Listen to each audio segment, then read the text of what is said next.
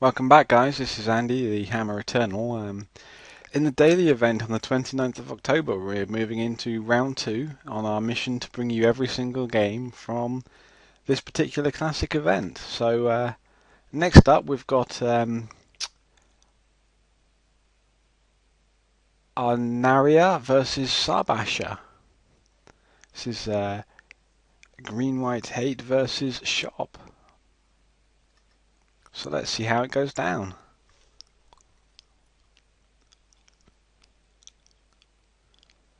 Arnaria wins the die roll. Sorry, not Green White Shop. I'm sorry, my apology.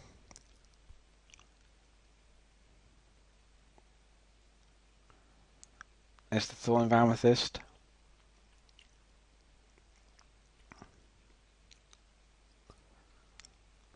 Oh, and there's a quick Vault Key combo, and there we go. That's all over. Game 2.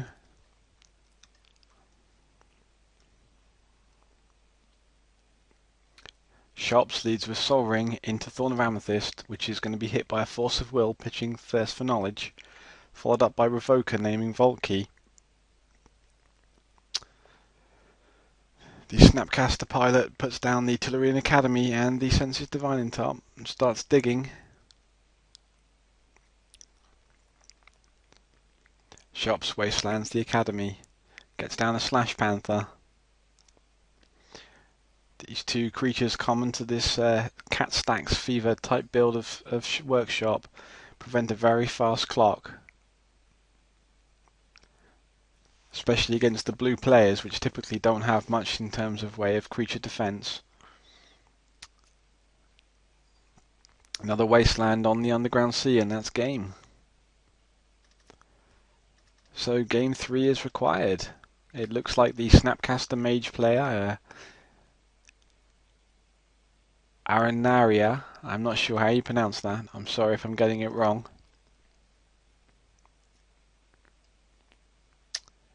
So Sarbasha is down to 6.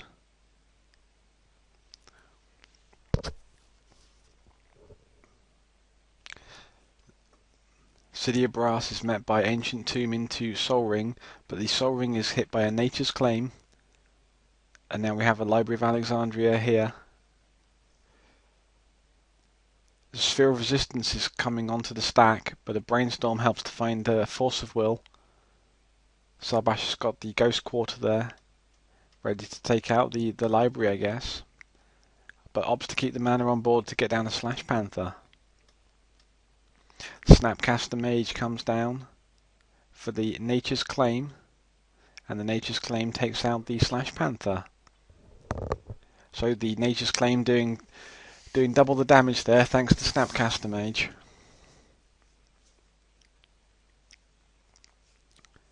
Sarbasha gets down a Revoker and names Jace the Mind Sculptor, strips out another land.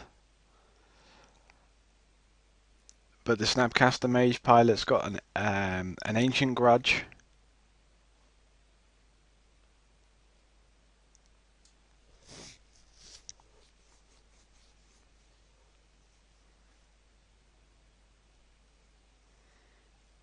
There goes the Vault Key. Tinkering in the Time Vault, and that's all over. That's the combo compiled again, and Sarbasha knows what that means and concedes the game. So some quick games there. Next up we've got Catweasel versus the Wild Dog. It's Oath of Druids for Catweasel versus Dredge for the Wild Dog.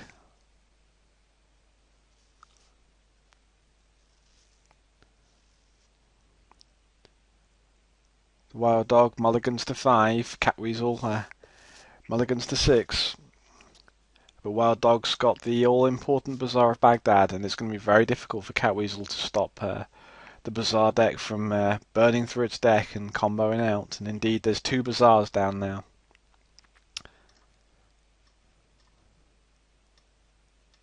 The Wild Dog is now dredging happily through his deck, and Catweasel's going to need the nuts to pull this off. 2 members of Clan Magic Eternal battling against each other.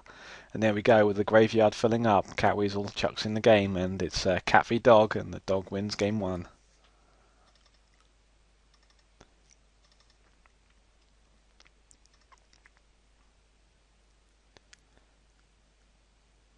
So Catweasel leads with Volcanic Island, missing on the chance for some early hate. The Wild Dog's got the Bazaar of Baghdad, and all Catweasel's able to do is brainstorm. Cataxian Probe goes for the Jailer. In response, Bazaar of Baghdad is activated.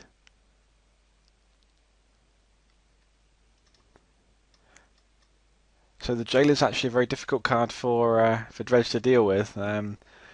Dark Blast or Fire Spout is the main out, and Catweasel's got the Oath of Druids down now with the Forbidden Orchard. But here goes the Wild Dog with another out to the Jailer, which is the Chain of Vapor, and with two Bazaar of Baghdad's is able to start drilling through the game. Make sure to use the couple therapies to get rid of the Forbidden Orchard tokens by flashbacking so that he doesn't have a creature, so that Catweasel's Oath isn't active this turn. Critically gives the Wild Dog another turn with the double Bazaar of Baghdad, and as you can see the graveyard's filling up, and there's the Dread Return with enough creatures in the graveyard.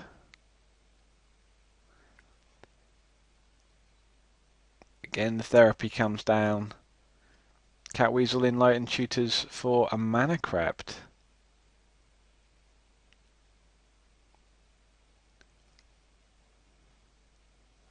And there we go. Game over. Dog wins.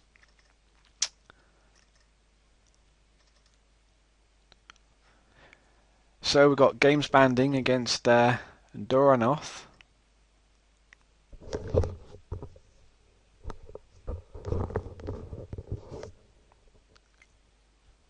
Games Banding chooses to play first, leads with the Spell Bomb. Now Spell Bomb. Against the Noble Hierarch on the other side of the table. Games Banding gets down the early turn 2 Oath of Druids, and the Noble Hierarch is making it active. Doranoth gets down the Knight of the Reliquary, which could be relevant at pulling out a land to help fight the Blightsteel Colossus. Games Banding also gets down the Time Vault. Expecting to see this activated now. For the Maze of Ith, no?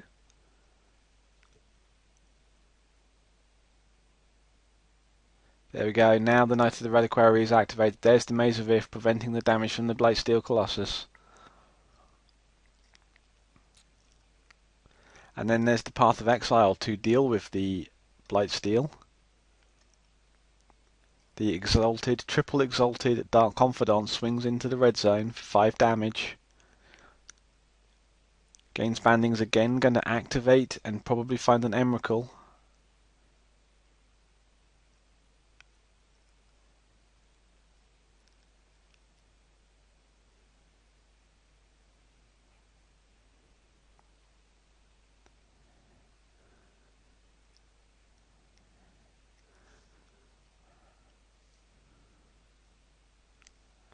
Games Banding needs to find the Voltaic Key.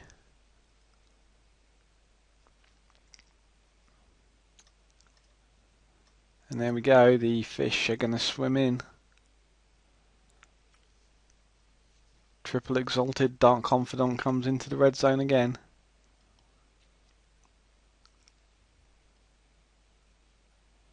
There we go. And Games Banding has obliterated his library. Game over. Yeah, Games Banding explaining that he had the Emrakul in the hand.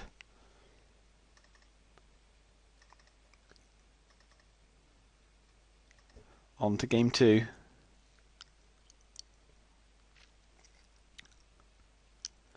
And there we go, Games Banding's got the early active Oath of Druids and the Spell Bomb on the table. Looks impossible for Doranoth to come back here unless his top deck's the Maze of Ith. He attacks with the token, passes the turn, and the Games Banding activates. Is he going to find the Dragon's Breath? Yes he is, and he's onto the Emrakul, and that's good game.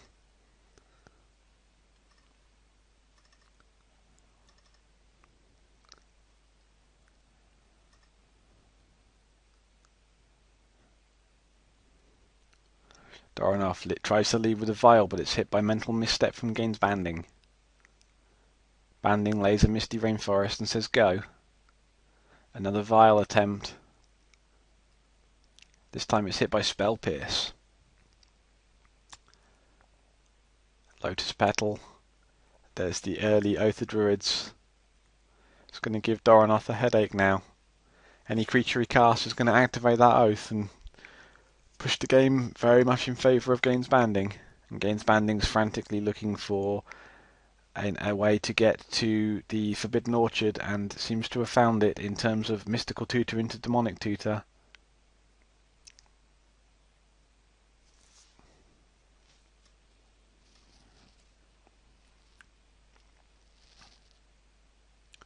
Doranoth gets down the Dark Confidant, and now we're going to see the Oath activation. It's the Emrakul, but there's no Dragon's Breath. And there's the Maze of Ith off the top like a pro. So, generates another token and activates the Oath again, this time finding the Blightsteel Colossus. The Emrakul's going to bash in, but the Maze of Ith's going to do its job. Still has to sacrifice all the permanents though, so it's game over. There we go, there's the concession with the Emrakul and the Blightsteel on the table and no permanents to defend. Next up we have Neoto versus Sabalod. We didn't see Neoto because he had a round 1 bye, but I'm assuming he's on some kind of Snapcaster Mage control, I assume, versus Sabalod, who we know is a very good shops player. So we see Mishra's Factory, and on the other side of the table is the City of Brass into a Sensus Divining top. Sabalod tries to get down a Sphere of Resistance, but Neoto says no with Force of Will.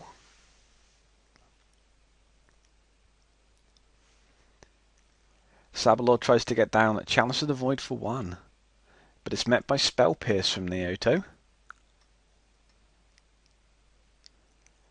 Sabalod now starts to use Wastelands.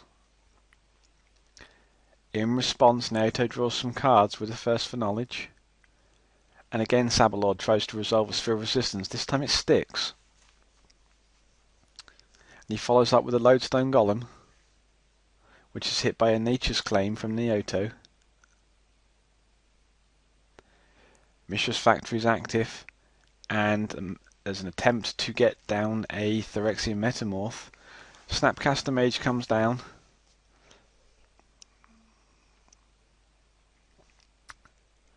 Neoto gets down the Spell Bomb, and now 1 factory, 2 factory are swinging in, and also the Maze of Ith's there to prevent the damage dealt by the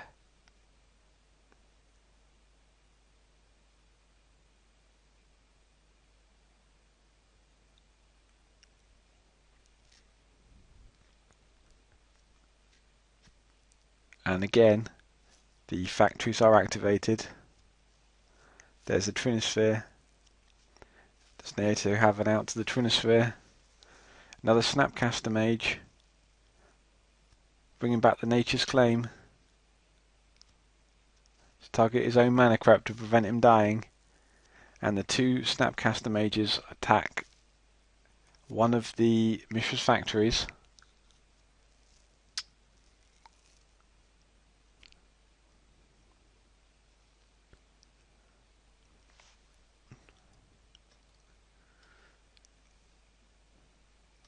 And again, the Maze of Ith is doing an amazing job in combat there, and that's the game for Sabalod.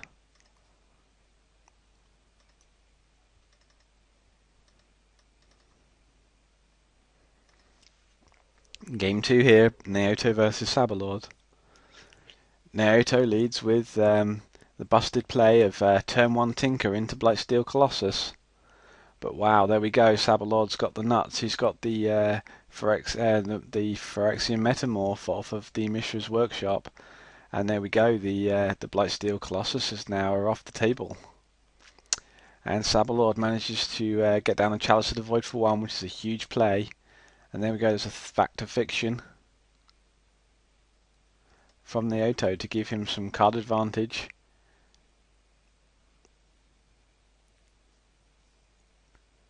Sabalod gets down the Lodestone Golem, follows it up with a Revoker, naming Voltaic Key. cutting off Naoto's chance of a quick Time Vault Voltaic key combo win. And now Sabalord is sending in a factory, a Revoker, and a Golem, and he's preventing Naoto from winning this game by providing a very fast clock with the Revoker and the Lodestone Golem. There we go. That's the game.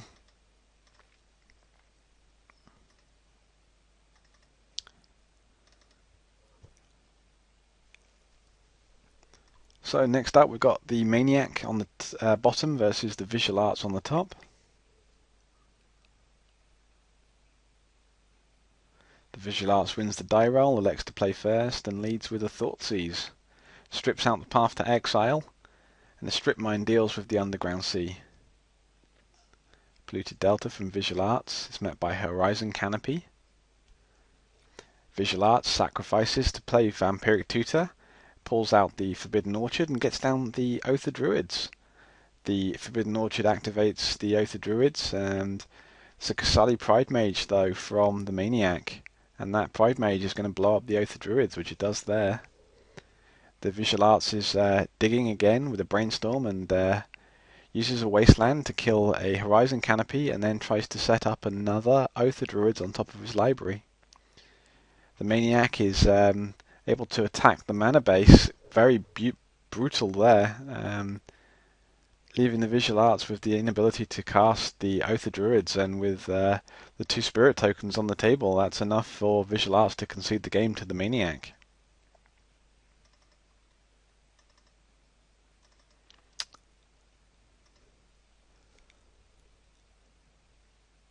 Game 2, Visual Arts leads with Tropical Island, Horizon Canopy, Brainstorm from Visual Arts.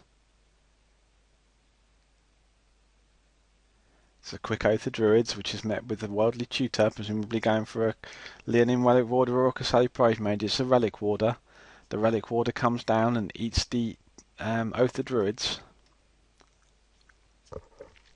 Visual Arts goes for the Vampiric Tutor and the Imperial Seal, digging for answers, digging for a way out. Maniac lays down a Vial and swings in for 2 with the Relic Warder. There we go, there's the Time Vault and the Voltaic Key, there's the combo assembled. And that's game. Visual Arts has won that one. There's no way out for the Maniac.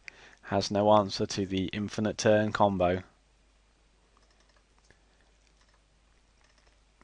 Meaning that we require game 3 here in this match between Green-White Hate and Oath of Druids. Green-White Hate's leading with a Razor Verge Thicket. The Visual Arts has got an explosive start here though, with a turn 1 Oath of Druids, and it's activated. But the Hate deck has the Nature's Claim there to take out the Oath, and it's now going to start assembling an army of creatures to beat down Visual Arts. Phyrexian Revoker's naming the Time Vault again, cutting off a route to victory. And the Maniac's got plenty of ways to deal with any more Oath of Druids which could come up in terms of Qasali Pridemage, Nature's Claims and Relic Warders, and that Strip Mine there on the Tropical Island is enough to win the Maniac the game and for Visual Arts to concede. Next up is Whiffy Penguin against Blue Diamonds. So it's Dredge versus Channel Oath. Emrakul. Blue Diamonds leads with Tropical Island and Sol Ring. And George, I assume, has got a Bazaar of Baghdad. He does, and Lotus Petal. He activates the Bazaar. Starts dredging his way through his library.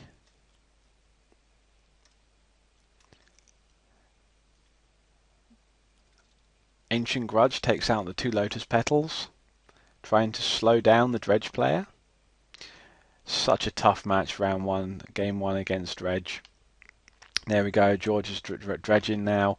The Gabor Therapy is going to give him enough tokens. He's got the Dread Return in the library, and there we go, Blue Diamonds has conceded. So on to game 2, and Blue Diamonds is going to need some hate now to come down and give George a difficult time. Wow, Whiffy had to take multiple mulligans off of Serum Powders there in his way to finding the Bazaar. And Blue Diamonds has got the Leyline of the Void. So Whiffy lays down the Bazaar and starts drawing cards, looking for an out, looking for an answer to the ley line. There we go, he's got a Wispmare. Takes out the ley line, enables the dredge engine to start kicking off. He's got another Bazaar. And there we go, he's dredging fast through his deck. He's got a Grave Troll there for dredge effect. He's got one bridge in the graveyard as well. Sorry, another bridge joins it. There's the Fate Stitcher. The Bloodghast come back to generate more creatures. And the Gapul Therapy is thrown towards blue diamonds. And that in itself brings up a heap of tokens. Blue Diamonds chucks a Mystical Tutor onto the stack and then realizes actually there's no way back from all of these bridge tokens and concedes the game.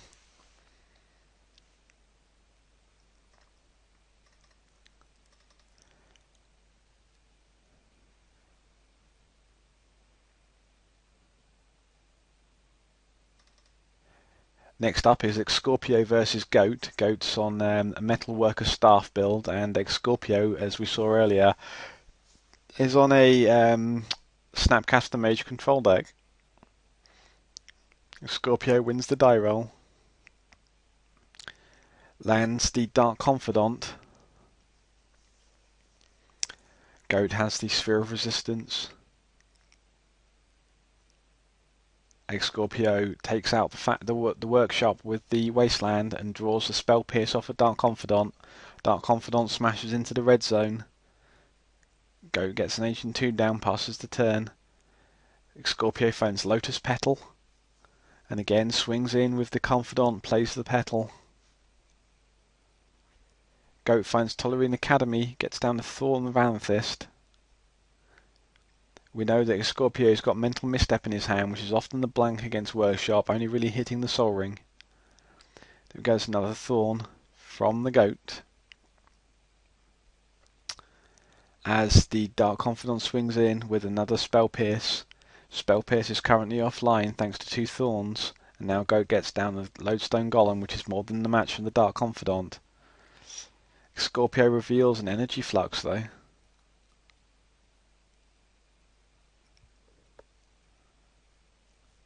And there we go, Goat's got the Staff of Domination out.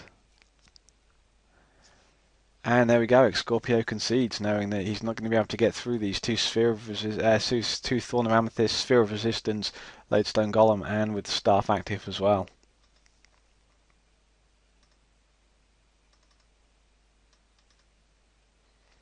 So, on to Game 2 between X-Scorpio and Goat 314. X-Scorpio leads with a turn 1 Thoughtseize, taking out the Chalice of the Void.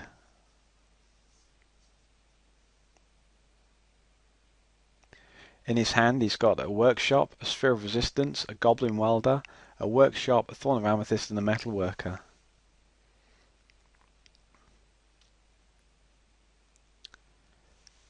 So turn 1 Metalworker it's going to be. There we go. X-Scorpio, he has the Nature's Claim for the Metalworker to make a game of this. And Imperial Seals there as well. Goat's going to untap. Take 3 mana from his 6 mana and gets down a Thorn of Amethyst and a Sphere of Resistance. Scorpio misses his land drop. And again, Goat's able to deploy resistors to the table. Basically shutting out Scorpio's plays now. And then a Wasteland comes down to add to Scorpio's misery.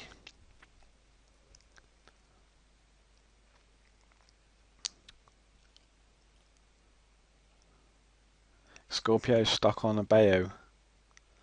And it's not going to do me any good against those 3 resistors. Just a matter of time before Goat can deploy a threat in the form of a Precursor Golem or a Steel Hellkite or a Lodestone Golem, and it'll all be over. There's no way back for Scorpio from here.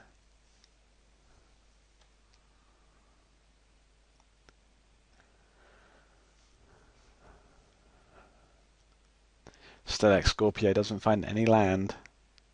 Has to discard his recall, Hurkyl's Recall. It's a Staff of Domination from the Goat. Going to enable him to start drawing cards.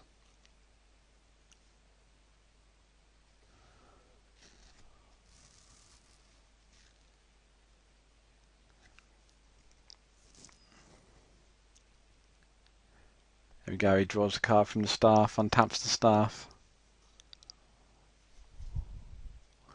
Still Scorpio doesn't find any land and is just discarding at the end of his turn.